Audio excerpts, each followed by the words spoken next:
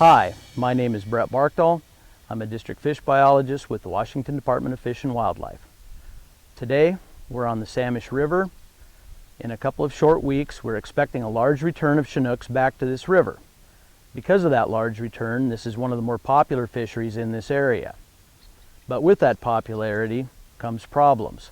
Today, we want to discuss those problems and why this fishery is at risk of closing early. One of the bigger problems that's threatening to close this fishery is snagging. Snagging is snagging whether you use treble hooks or whether you use these lead head jigs that are commonly being used down here these days. People are seeing others do this and think it's okay, but it's not. Snagging is snagging no matter what kind of gear you're employing. Please don't join the crowd, follow your own moral compass, and don't snag. The other major issue we're having on the Samish River is related to trespassing. Much of the land down here on the Samish River is privately owned.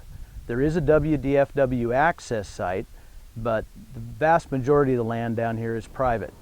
Please respect private property and ask owners for permission before entering private property. The Chinooks on the Samish River are very good biters. There's basically three methods that people use to catch these fish down here on the Samish River.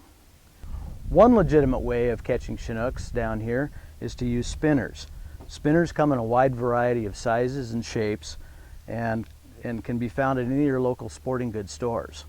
I tend to use more of the greens and the chartreuses personally, but it's all personal preference on what you use. Typically, spinners can be used at low tide or at high tide with equal effectiveness. Another method commonly used on the Samish River to catch Chinooks is to free drift eggs. This is a very simple setup, basically using eggs, a hook, and I like a little piece of yarn on there for added color.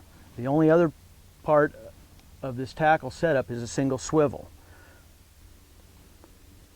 Basically, the setup looks like that when you're finished.